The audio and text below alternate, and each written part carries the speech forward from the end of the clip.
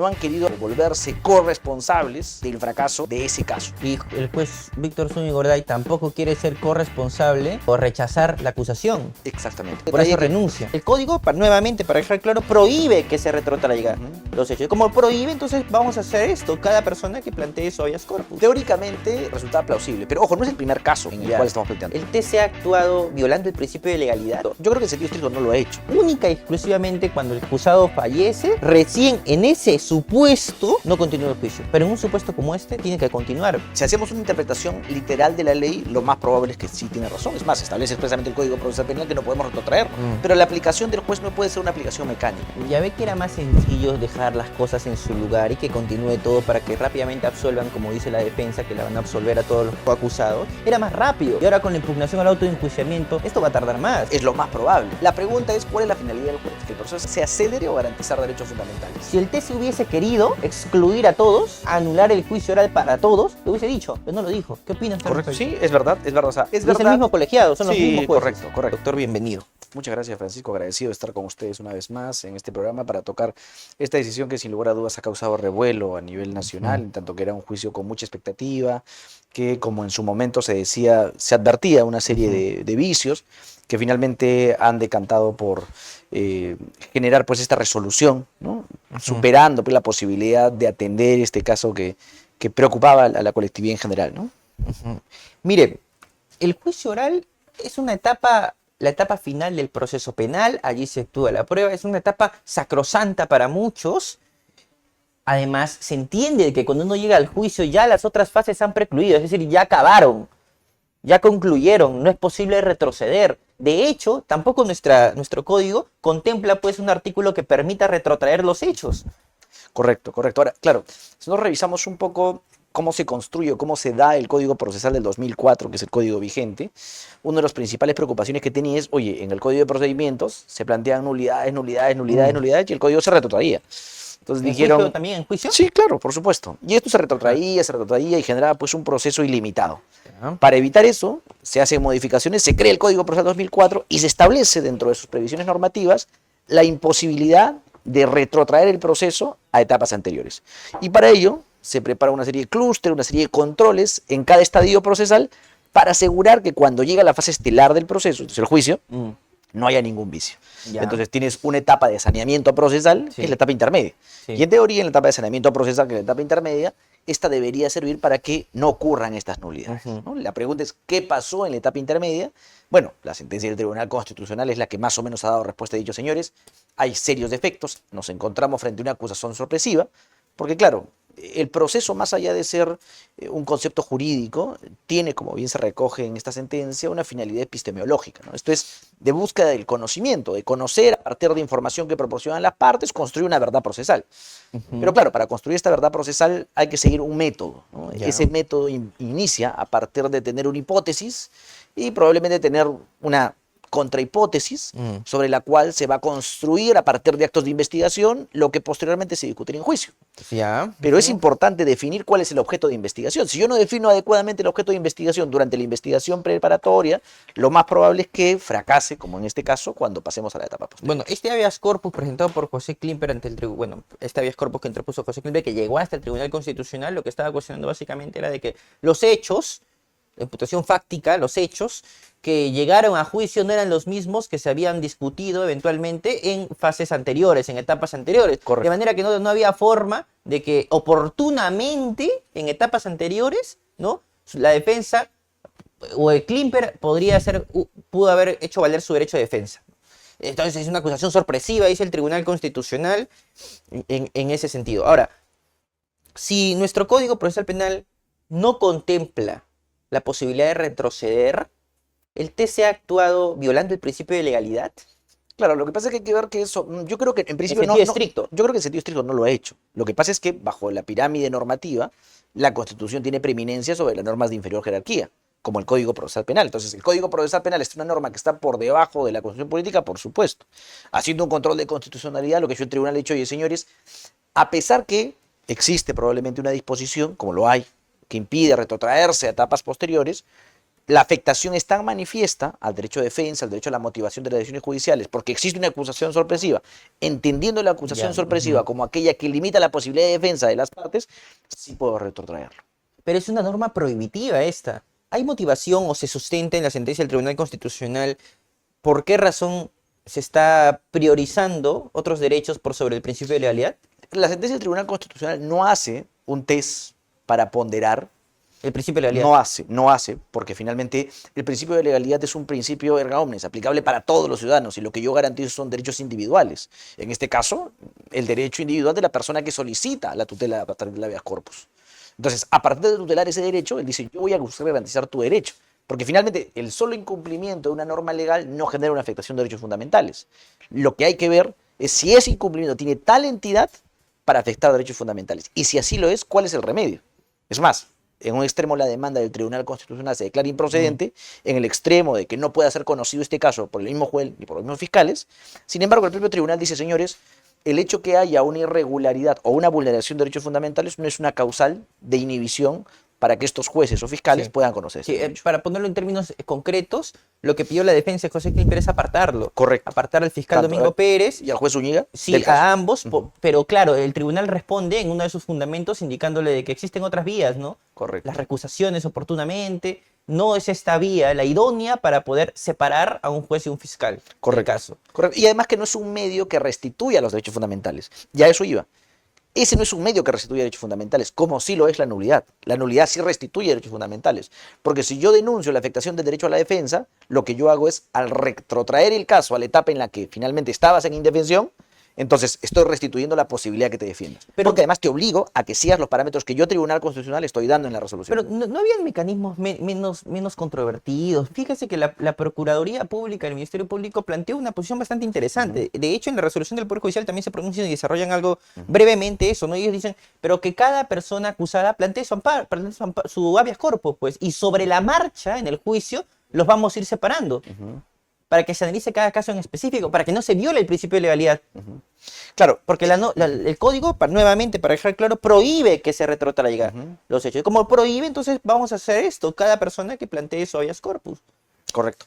Teóricamente resultaba plausible, pero ojo, no es el primer caso en el Ya. cual estamos planteando esto. ¿Eh? O sea, porque en este razonamiento tenía la Sala Penal Nacional en su momento, a través de sus salas superiores, justo se generó un debate y es una discusión, por ejemplo, que se planteaba sobre qué hacer a nivel de etapa de control de acusación. Entonces, algunos colegas planteaban y decían, yo no observo la imputación, porque siendo una imputación defectuosa, cuando yo me vaya a juicio, me van a absolver por indefensión. Y el razonamiento de la Corte Superior Nacional, en algún momento, te hablo hace 5 o 6 años atrás, era ese. Sin embargo, en algún momento la Corte Nacional ya deja de absolver y dice, no, voy a nulificar. Y al anular, no anula la condena, retrotrae hasta la etapa intermedia. ¿Por qué? Porque dice, no puedo generar impunidad por un lado, pero tampoco puedo generar indefensión. Entonces retrotraigámoslo a la etapa intermedia a efectos de que podamos finalmente garantizar el derecho de defensa, puede haber ofrecimiento de medios de prueba y podamos cuestionar ello. Entonces, el hecho de que tú puedas sustraer del proceso... ¿Retrotraían de juicio? Sí, claro. Sí, claro. Ya. Claro. Anula sentencia, primera, segunda instancia y te vas a etapa intermedia para poder garantizar derecho de defensa. Ahora, tú dices, ¿por qué no esperamos que cada uno plantee su amparo y finalmente con eso nos olvidamos? Porque sobre los derechos legales, por decirlo así, o mejor dicho, sobre el principio de legalidad procesal, están los derechos fundamentales. Entonces, te toca a ti hacer un análisis de control de constitucionalidad si gustas. Y sobre ese control garantizar. Que además hay un tema que no se ha tocado, pero que pudo haberse explotado. Y es que las imputaciones por organización criminal es distinta a las imputaciones por los delitos comunes. En la imputación por un delito común, yo, Francisco, te imputo porque tú hiciste X cosa. Ya. En la imputación por organización criminal, no imputo a Francisco por X cosa. Lo que hago es una imputación a título de organización. Y digo, la organización hizo X cosa. Y el aporte de la organización de Francisco es este. Pero la organización hizo esta cosa. Entonces, cuando tú partes de que la imputación por organización criminal es defectuosa para uno de sus integrantes, estás diciendo que la imputación por organización criminal en general es defectuosa. Y entonces allí sí creo que ataca la columna vertebral de este caso y que justificaba la nulidad. Pero hay otros delitos, por ejemplo, y eso también lo mencionan en la sentencia del Tribunal Constitucional, en donde no había mayor cuestionamiento. Todos los hechos todos los hechos fácticos, ¿no?, que la fiscalía oportunamente introdujo durante el proceso, se respetaron en la acusación. Habían delitos que sí estaban correctamente imputados y que no meritaban ninguna crítica. Con todos esos delitos que pasaron al juicio oral, también estamos retrotrayendo los hechos. Sí, claro. Pero ahí hay una razón. Luego te explicaré un poco las razones por las que creo que se crea la nulidad. Pero la razón por la que se hace es porque la Corte Penal Nacional, su competencia específica es lavado de activos y crimen organizado. Si se caen las imputaciones por lavado de activos y crimen organizado, ya no habiendo esas imputaciones, creería yo incluso que podrían perder competencia. Ya, pero bueno, no, pero tendría que innovar y pasarlo a otra fiscalía, A otro juzgado. a otro juzgado. Claro. Perderían competencia. ¿Ok? Eso es uno. La razón es que finalmente, creo yo, más bien pasa por una cuestión epistemológica. Tienes una acusación tan grande, con una pluralidad de hechos, con una cantidad significativa de medios probatorios, que luego entrar al detalle a excluir un medio probatorio, porque ojo, no solamente es la exclusión de Klimper, es excluir los medios probatorios que vinculan a Klimper. Pero claro, resulta que estos medios probatorios no solamente excluyen a Klimper o vinculan a Klimper, digámoslo así, sino que tiene relación con otros coprocesados. ¿Qué haces con esos medios probatorios? ¿Los valoras? ¿No los valoras? Esa dificultad en la que se encontraba la sala es la que los pone en una situación de declarar la nulidad. Porque claro, yo tengo toda esta habitación llena de medios probatorios y tengo que echarme a buscar cuáles sí, cuáles no. Y claro, al momento de valorar, ver la pertinencia respecto a cómo es que se admitió o no tal medio probatorio. Entonces, esa dificultad creo yo es una de las principales motivaciones que lleva bajo el discurso de garantizar derechos fundamentales, el derecho de defensa y una imputación, una acusación sorpresiva, se busque anular el juicio y se pretenda el retrotraerse a la etapa intermedia.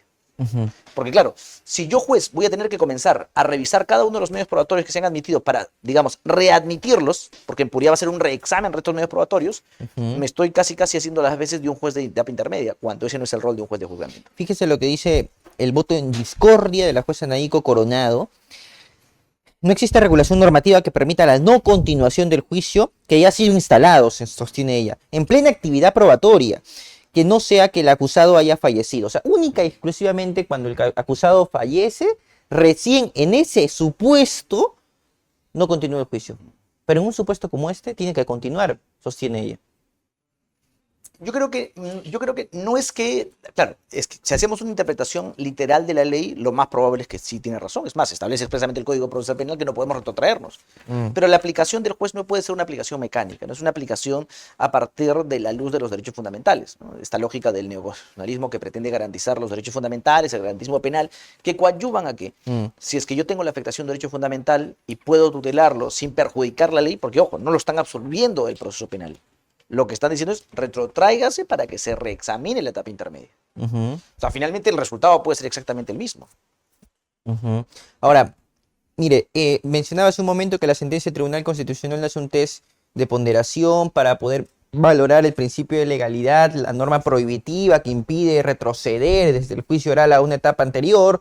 No hace ese análisis el Tribunal Constitucional. Esta resolución, la resolución que emite el Poder Judicial para retroceder a etapa intermedia bajo el criterio del Tribunal Constitucional, siguiendo esa misma línea argumentativa, ¿sí pondera el principio de legalidad, preclusión y esos puntos? ¿O no tampoco pondera eso? Claro, no se entra a ese detalle, no se entra a ese detalle. ¿Puede ser nulo? No, yo creería que no, o sea, yo creo que no lo convierte en nulo porque hay una motivación. Ahora, esa motivación puede ser discutible, pero existe una motivación respecto a la decisión. ¿Se requería un test de proporcionalidad para esta decisión? Yo creo que no, porque el derecho en juego no es un derecho que está siendo violado, no se está violando en per se el derecho individual de una persona. O sea, cuando hablamos de derechos fundamentales hablamos de los derechos que tienen los individuos. Entonces, ¿cuál es el derecho de qué individuo se está afectando?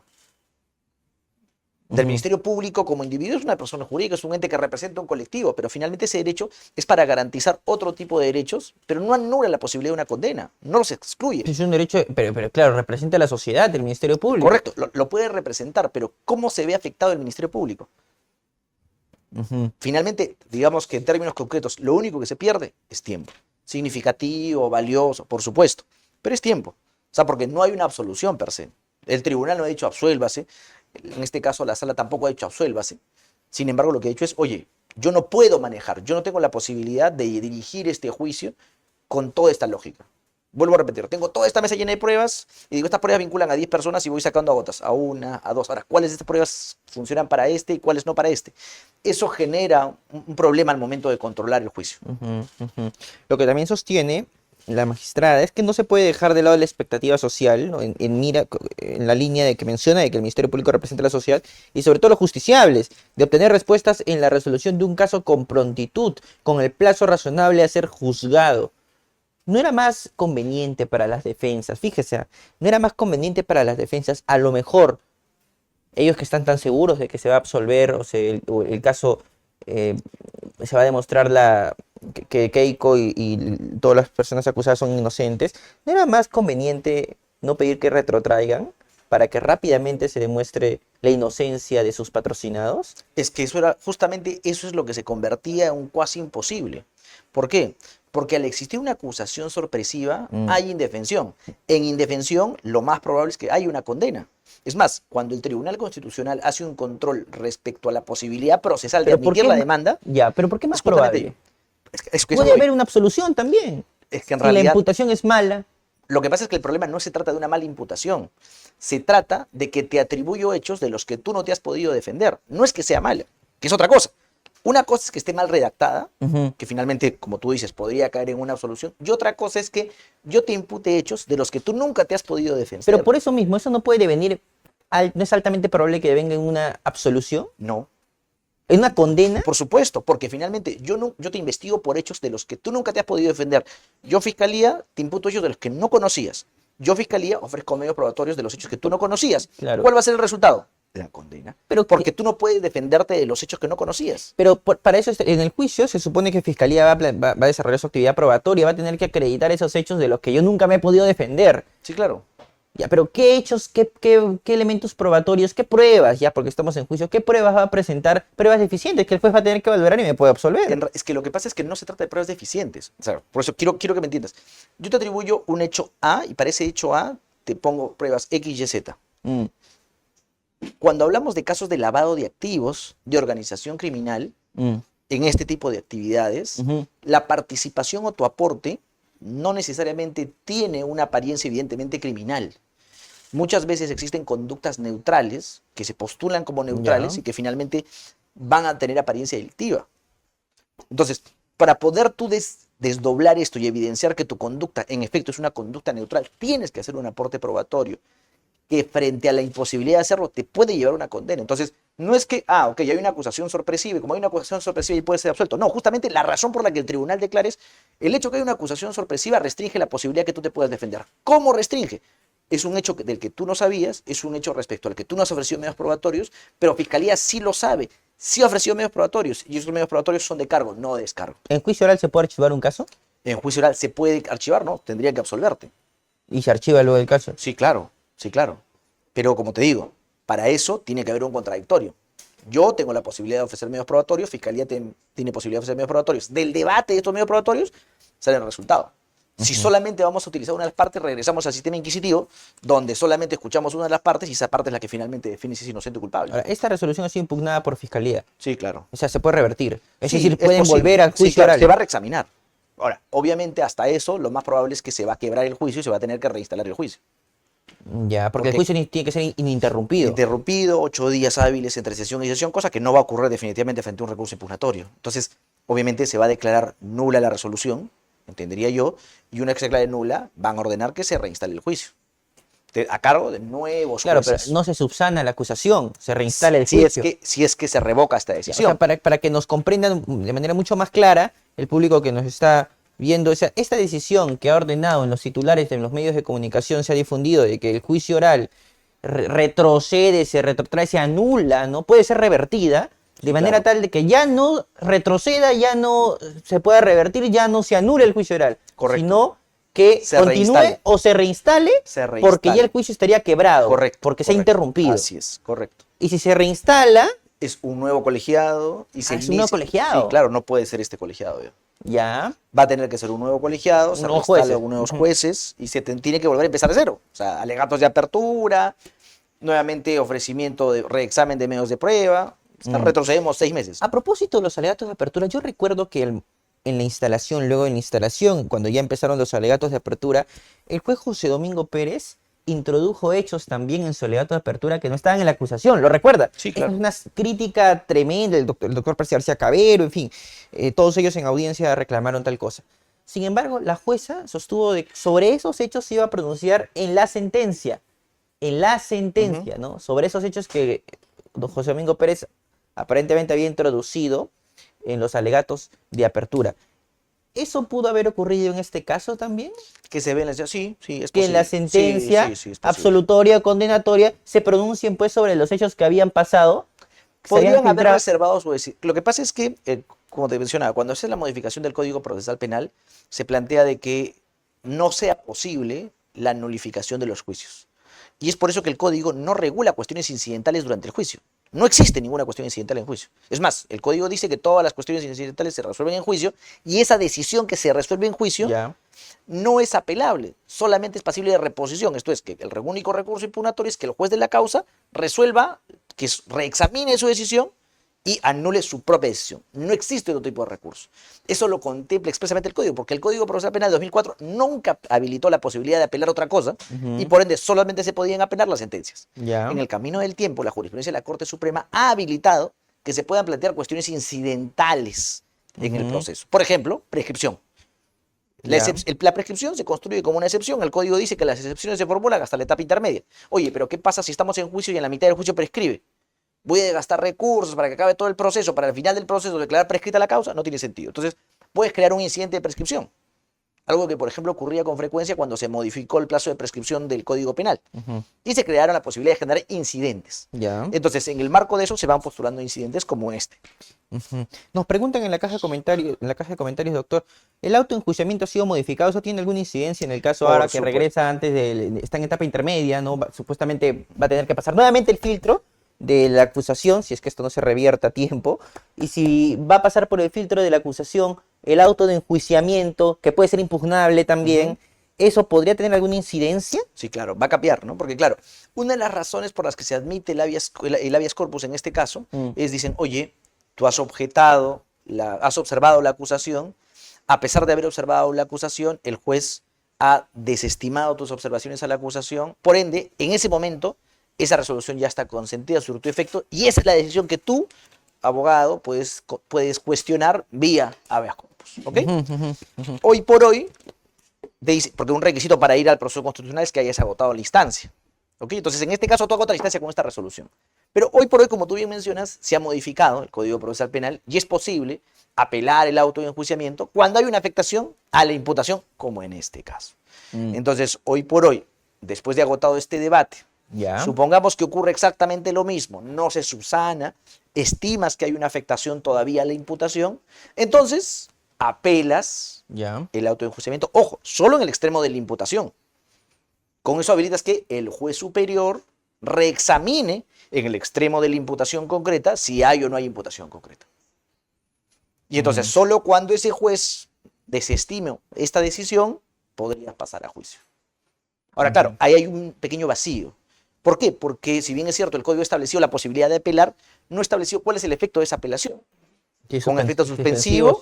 Ahora, yo creería que tomando en cuenta que el debate se centra sobre la propia imputación, siendo objeto de cuestionamiento la propia imputación, no correspondería a la instalación de juicio. Tendría que estar condicionada a que se defina si existe o no la imputación concreta. Pero claro, ahora con esta modificación, para yo recurrir, como en el caso concreto, vía amparo, tendría que esperar que se resuelva la resolución de la apelación del auto de enjuiciamiento por imputación deficiente. ¿Que podría durar cuánto? Por temas de sobrecarga, podría ir 4 o 6 meses, dependiendo de qué hablemos, ¿no? La Corte Nacional es una corte de casos complejos que es más o menos célere. Yo creería 6 meses. Si hablamos de una corte regular en un caso de corrupción, probablemente eso se prolongue 1 año, ¿no? Ya ve que era más sencillo dejar las cosas en su lugar y que continúe todo para que rápidamente absuelvan, como dice la defensa, que la van a absolver a todos los coacusados. Era más rápido. Y ahora con la impugnación al auto de enjuiciamiento, esto va a tardar más. Es lo más probable. La pregunta es, ¿cuál es la finalidad del juez? ¿Que el proceso sea célere o garantizar derechos fundamentales? Yo creo que es garantizar derechos fundamentales, de quien sea.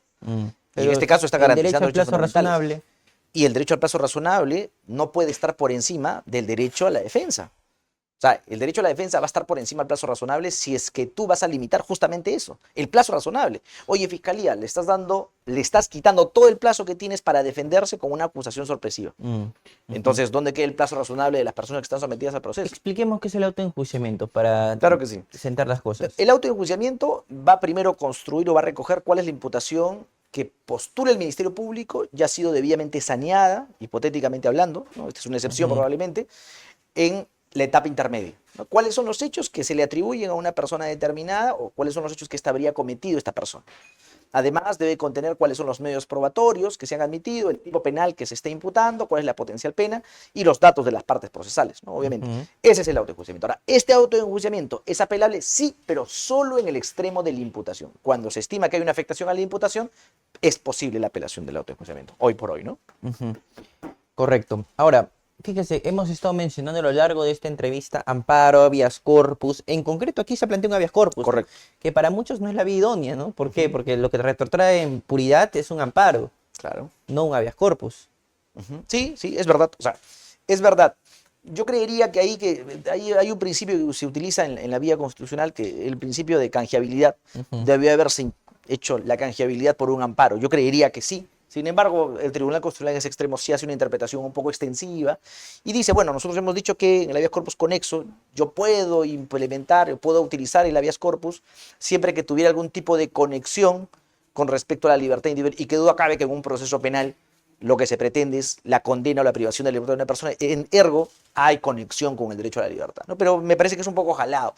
Yo creería más bien que cuando hablamos de motivación a las decisiones judiciales, estamos hablando de motivación y derecho de defensa desde la perspectiva más bien del amparo, ¿no? ¿Qué es lo que van a ver o cuáles son las posibilidades, los posibles escenarios que nuestros seguidores van a poder advertir en el devenir de las próximas semanas sobre este controvertido caso? Claro, yo creo que, bueno, la primera es qué cosa va a resolver la sala, ¿no? Recordemos que la Corte Penal Nacional se han reconformado las salas. Vamos a ver qué sala es la que finalmente va a conocer este caso.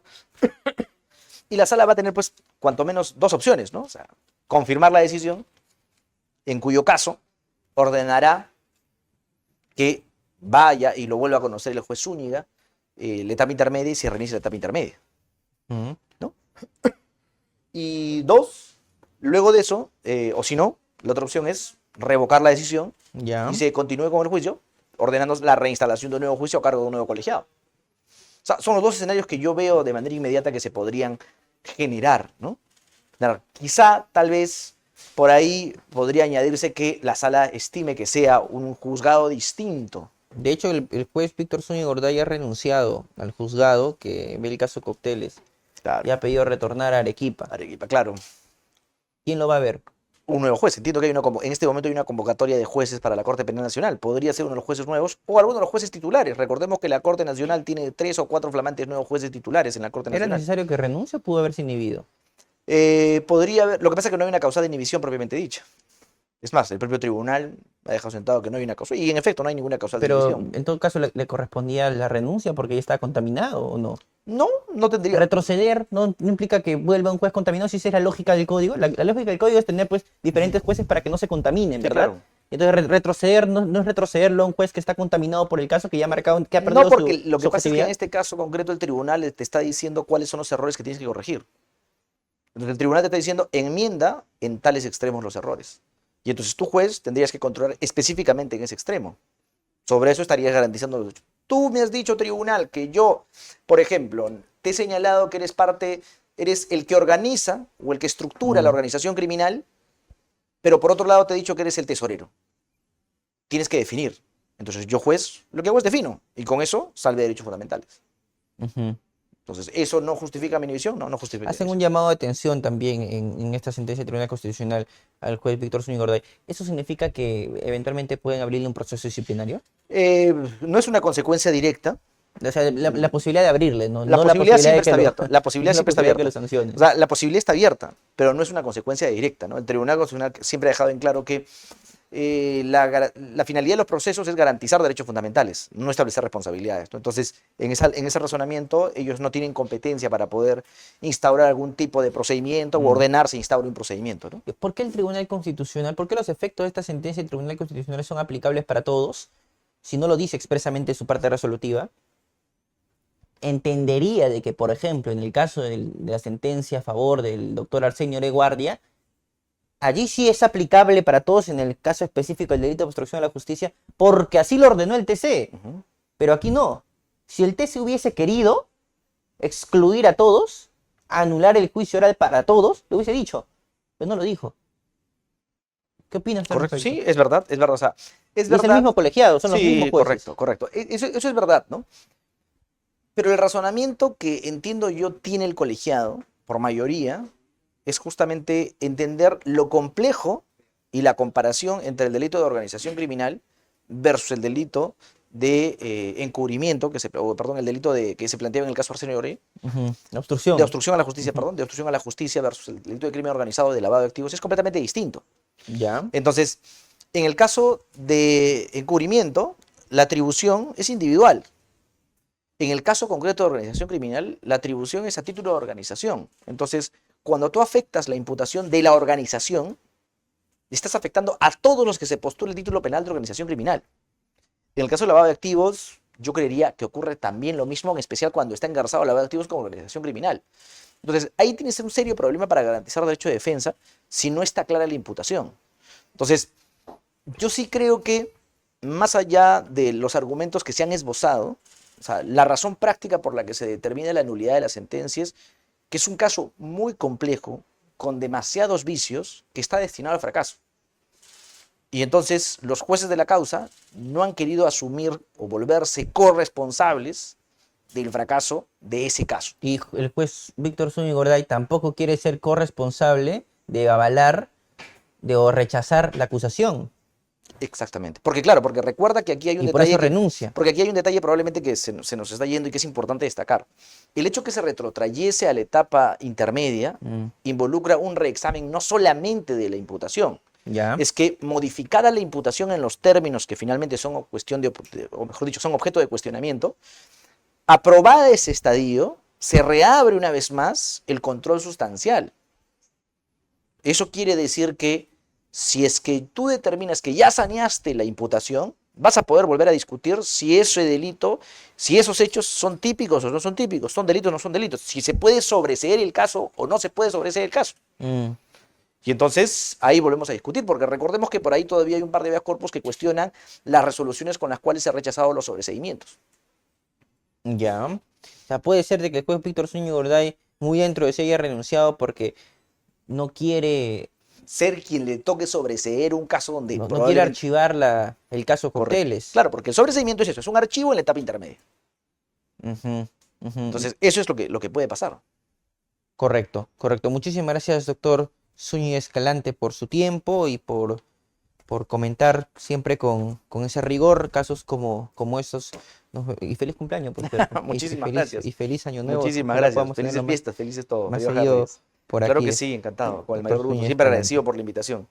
Bien, queridos amigos, nos vemos en una próxima transmisión en el programa Se Corre Traslado, programa que se transmite a través de LP Pasión por el Derecho. Pueden retroceder, rebobinar, retrotraer los minutos de esta entrevista para poder identificar a lo mejor algunas ideas interesantes que los puedan instruir y con ello poder analizar con mucho más rigor la coyuntura política y jurídica de nuestro país. Hemos estado transmitiendo a través de la señal de la EP Pasión por el Derecho, por nuestra cuenta oficial de YouTube y también por nuestra cuenta oficial de TikTok. Adelante, en las próximas semanas van a poder advertir ustedes varios videos, clips de esta transmisión en tiempo real a través de nuestra multiplataforma y nuestras redes sociales. Nos vemos en una próxima transmisión. Me despido. Permiso.